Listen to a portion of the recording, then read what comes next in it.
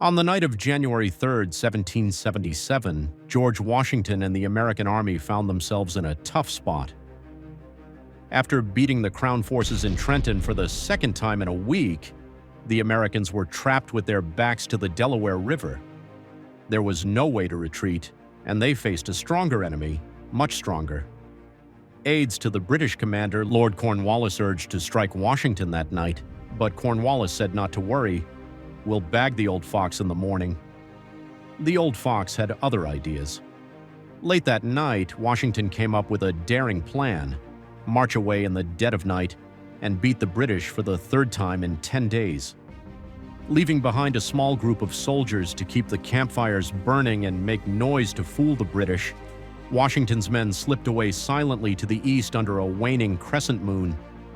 Then they turned north and marched 14 miles through sub-freezing temperatures, leaving bloodstains from their shoeless feet on the rutted, pitted road. Destination: Princeton and the British garrison there.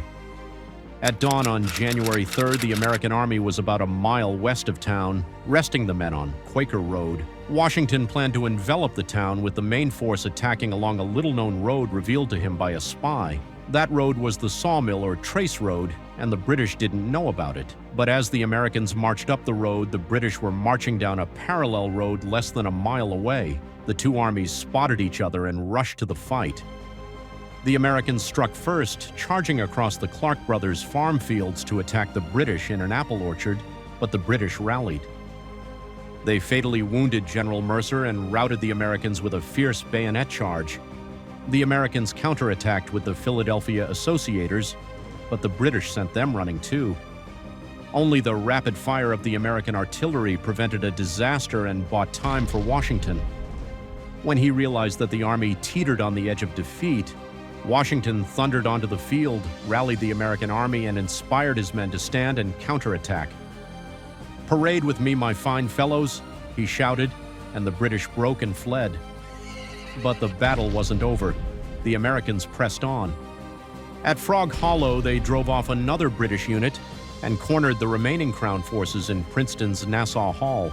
Legend says Alexander Hamilton fired the shot that frightened the British into capitulating. The victory was complete. 3 British regiments had been defeated by an army of exhausted men who had gone without sleep or food for 2 days. The American victory gave new life to the American cause.